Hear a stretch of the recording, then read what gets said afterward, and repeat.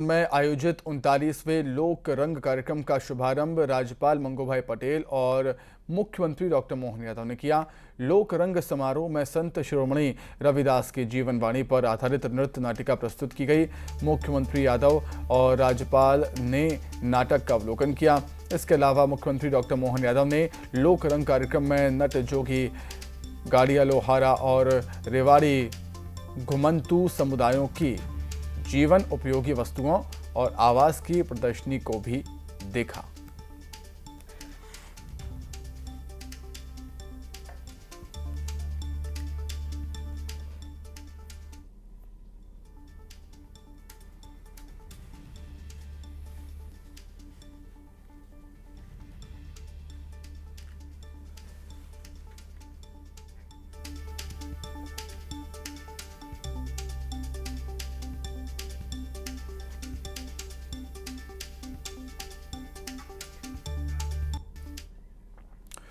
बहुत बारीक है आस्था और अंधविश्वास की लकीर, कब पैर इसे लांघ जाए समझ से परे है।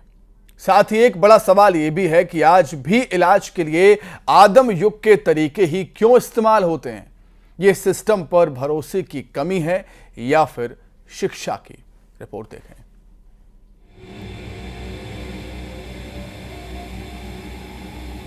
माथा पीट ले विज्ञान,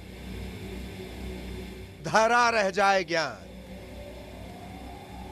अंधविश्वास का खेला, भूतों का लगा मेला।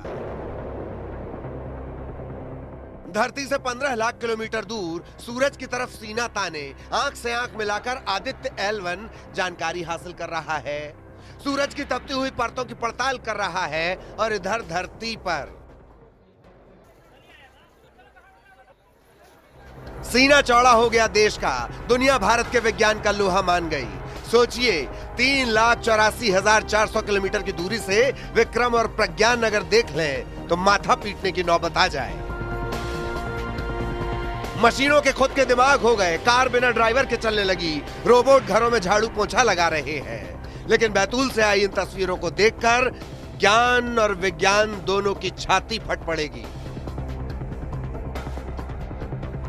न मेला मामूली है, न मेले वाले मामूली है। बैतूल के संत गुरु साहब बाबा के दरबार में हर साल लगता है भूतों का मेला। हर साल यूं ही पौष महीने की पूर्णिमा से मलाजपुर गांव में अंधविश्वास और अज्ञानता के शिकार यूं ही बदहवास चीखते चिल्लाते नजर आते हैं। लेकिन न भूतों न भविष्यति। पैरों तले से जमीन खिसक जाएगी आपकी, क्योंकि भूतों की कैटेगरी पर ऐसी डॉक्टरी नहीं मिलेगी। और तो और गारंटी है भूत से कसम खिलवा लिए जाने की। भूत दो तीन तरह के होते हैं। भूत होते हैं, शैतान होते हैं, जिन्न होते हैं। 3, 4, 5 प्रकार के होते हैं। तो ये कैसे शरीर में चले आते हैं लोगों के? ये शरीर में आ जाते हैं।